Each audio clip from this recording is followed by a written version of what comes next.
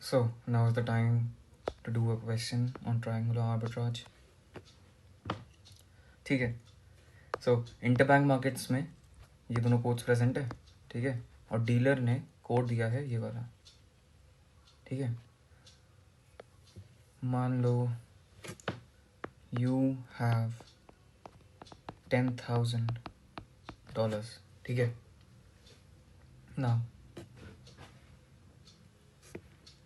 the first step is to identify कि triangular arbitrage present है कि नहीं है. तो आइडेंटिफाई करने का तरीका है जो मैंने लास्ट वीडियो में बताया था.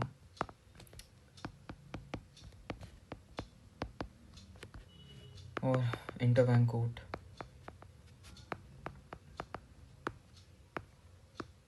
MXN per EUR and MXN per EUR. Interbank में जो कोड्स दे रखे हैं उसके अंदर डायरेक्टली एक कोड MXN पर EUR का प्रेजेंट नहीं है. ठीक है. सो वो हमें कैलकुलेट करना पड़ेगा. तो कैलकुलेट कैसे करेंगे? MXN पर EUR चाहिए. सो आई डायरेक्टली मल्टीप्लाई ये दोनों exchange rates to get MXN per EUR के रेट. ठीक है.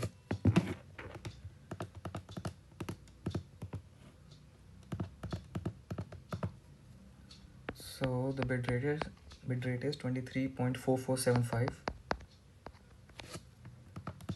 and the ask rate is 24.45925. So basically ये दोनों रेट्स को मैं कंपेयर कर लूँगा.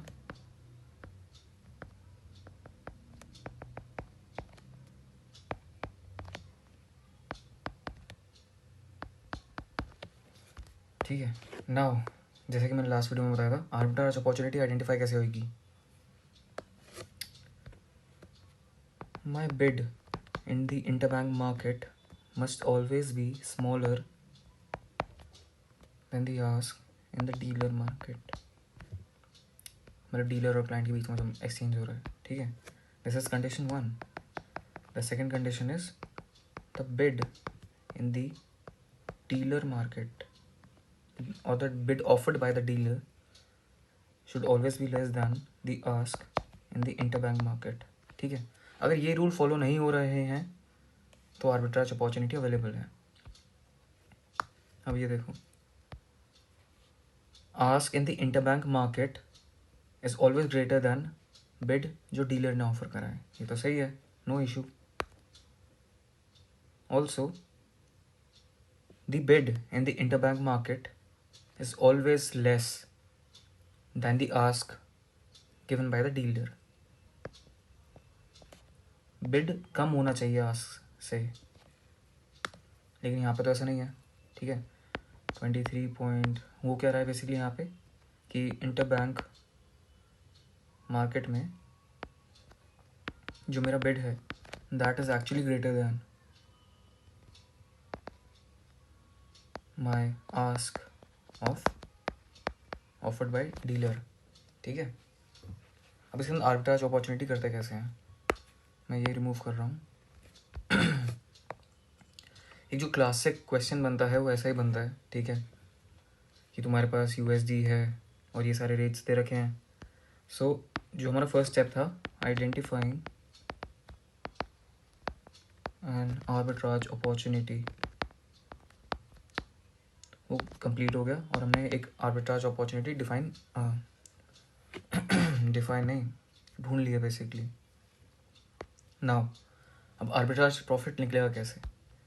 ट्रायंगुलर आर्बिट्राज इस वजह से कह रहे हैं इसको क्योंकि 3 करेंसीज इन्वॉल्व है, USD, MXN और EUR. ठीक है.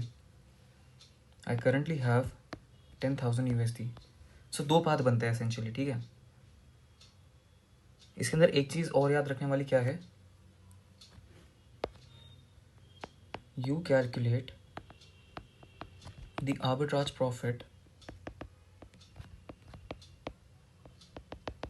इन the same currency with which you started. सो मेरे पास करेंसी कौन सी है अभी, USD. ठीक है. सो 2 पाथ बनते हैं essentially. This is case 1 and this is case 2.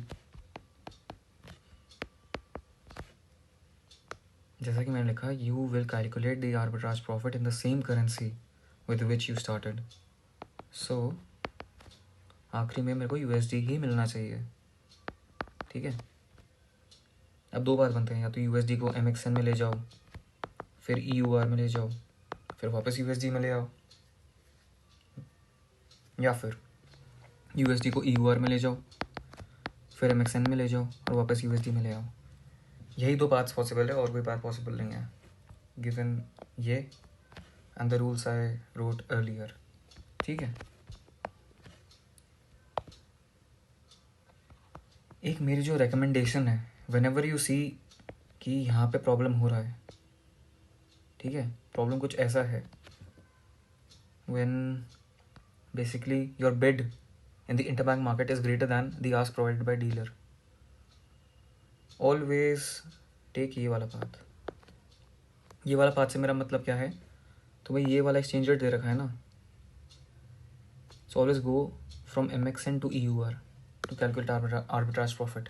होता क्या है बेसिकली, जैसे तुम क्वेश्चन सॉल्व वगैरह करने की हैबिट में आओगे, सो यू विल सी दोनों में से किसी, या तो पाथ 1 या पाथ 2 में से किसी एक पाथ में तुम्हारी वैल्यू जो आएगी वो नेगेटिव आएगी. ठीक है. तो वो तो आर्बिट्राज प्रॉफिट तो है नहीं, so will not choose that path. जिस पाथ में आर्बिट्राज प्रॉफिट आ रहा होगा, हम वो वाला पाथ चूज करेंगे बेसिकली. ठीक है. नाउ अब जो मैंने ट्रिक बताई MXN से EUR जाने वाली, तो वो तो पाथ 1 में हो रहा है, so I will solve for path 1. ठीक है. और पाथ 2 का मैं आंसर बता के छोड़ दूंगा. You can solve for path 2 yourself. ठीक है. एक चीज़ that you have to remember is, जो कि पिछले वीडियो में भी बोली थी, बिड आस्क है. ठीक है. Client sell space. अब क्लाइंट के पर्सपेक्टिव से लेके चल रहे हैं, क्लाइंट और डीलर का एक साथ लेंगे पर्सपेक्टिव तो थोड़ा कन्फ्यूजन हो सकता है. ठीक है. So client sells base, client buys base.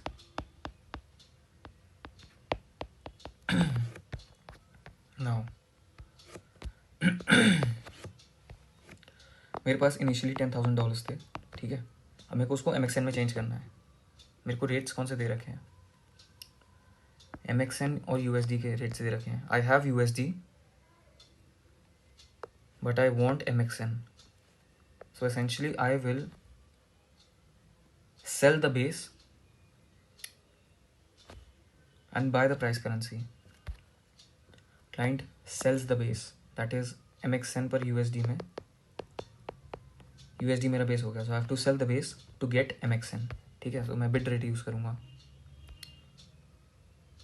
तो I'll multiply this by 20.75 MXN per USD. ठीक है. So now I have the amount in MXN. ठीक है. अब MXN से मेरे को EUR में जाना है, सो एसेंशियली मेरे को एक ऐसे एक्सचेंज रेट की ज़रूरत है, जैसे MXN वाला अमाउंट तो मेरा आ ही गया ये. ठीक है. जो कुछ ऐसा दिख रहा हो, EUR बाई MXN. ठीक है. तो बेसिकली ये होगा कि ये दोनों कट जाएंगे और मेरे पास अमाउंट आ जाएगा EUR में, which I really want in this वाला स्टेप. ठीक है. अब मेरे को रेट कौन से दे रखे हैं, ये तो USD बाई EUR है, ये MXN बाई USD है. ठीक है. मेरे को डीलर ने कोड दे रखा है MXN बाई EUR का, but I need the rate in EUR in terms of, मेरे को बेसिकली ये वाला रेट चाहिए. So what I do is, ये वाला जो रेट है ना, मैं इसको उठाऊंगा, I will flip the rate. ठीक है. So this was bid and this was ask for MXN per EUR. मैं इस रेट को फ्लिप कर दूंगा, EUR डिवाइड बाय MXN. तो आस्क का इन्वर्स बिड बन जाएगा, सो 1/23.3, और बिड का इन्वर्स आस्क बन जाएगा 22.3. ठीक है. नाउ आई हैव MXN और मेरे को EUR चाहिए. तो इस रेट के हिसाब से मेरा जो बेस है वो MXN है. I want to sell the base, so I'll again use the bid rate. So I'll multiply this amount by 1 by 23.3. ठीक है, this is EUR by MXN. तो ये मल्टीप्लाई हो गया, तो एसेंशली मेरा ये जो अमाउंट है EUR MXN से EUR में आ गया. ठीक है, नाउ अगेन अब मेरे को EUR से USD में जाना है. ठीक है, सो अभी तक ये हुआ कि मेरे पास MXN में रेट था, EUR बाय MXN से मल्टीप्लाई करा, सो मेरे को EUR में रेट मिल गया. अब मेरे को कोई ऐसा एक्सचेंज रेट चाहिए जो मेरे को USD they they, that is USD by EUR वाला. ठीक है, सो आई वॉन्ट टू, अब देखते हैं बिफोर दैट कि मेरे को एक्सचेंज रेट दे कौन कौन से रखे हैं. ये देखो, ये वाला दे रखा है USD by EUR. So I want to sell the base. ये जो बेस है, I have EUR but I want USD. I will sell the base. So client sells the base bid rate पर. ठीक है, so I multiply this by 1.13, ये वाला rate. ठीक है, now let me calculate the final answer and multiply this by 1.13. तो मेरा USD में अमाउंट मिल जाएगा मेरे को. And this amount should be essentially be greater than the amount I started with, तभी तो आर्बिट्राज प्रॉफिट निकलेगा. सो 10,000 multiplied by 20.75 divided by 23.3 into 1.13. सो मेरा जो फाइनल आंसर आया, मेरा फाइनल आंसर आया 10063.30472 सो आई स्टार्टेड विद $10,000 और मेरे को बाय द एंड इतना अमाउंट मिल गया. तो मेरा जो आर्बिट्राज प्रॉफिट जो रियलाइज हुआ है दैट इज़ $63.3 का. ठीक है, और इतना छोटा सा आर्बिट्राज प्रॉफिट रियलाइज हुआ, इसीलिए बोलते हैं कि करेंसी ट्रेडिंग में लेवरेज बहुत ज़्यादा ज़रूरी होता है ताकि तुम ज़्यादा प्रॉफिट रियलाइज कर पाओ. ठीक है, बाकी बात रही इस वाले पाथ की. तो अगर मैं इसको डायरेक्टली करने की कोशिश करूँ without really explaining much, USD है, मेरे को USD से EUR में जाना है. So this is USD. So I need a rate जो कुछ ऐसा दिखे, EUR बाई USD. क्या मेरे पास वो रेट अवेलेबल है? नहीं, मेरे पास USD बाई EUR का रेट अवेलेबल है. So I essentially flip the rates. ठीक है, सो 1 बाय 1.135 एंड 1 बाय 1.13. ठीक है, so this rate is in EUR per USD. So I have the base, I want to sell the base. अगर मैं cell करूँगा base तो मैं बिड रेट यूज़ करूँगा. So I multiply this by 1 by 1.135. Now I have the amount in terms of EUR. अब मेरे को EUR से MXN में जाना है, तो मेरे पास डीलर का कोड अवेलेबल है, तो मैं डीलर का कोड यूज़ करूँगा. Now that I have the amount in EUR और मेरे को MXN में जाना है, तो मेरे को एक ऐसा एक्सचेंज रेट चाहिए होगा जो कुछ ऐसा दिखेगा कि MXN by EUR.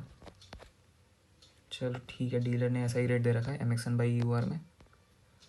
So I want to sell EUR to buy MXN. I want to sell the base, then I again use the bid rate that is 22.3. ठीक है, now that I have MXN, मैं MXN से USD में जाने की कोशिश करूँगा. So I need a rate, एक मिनट.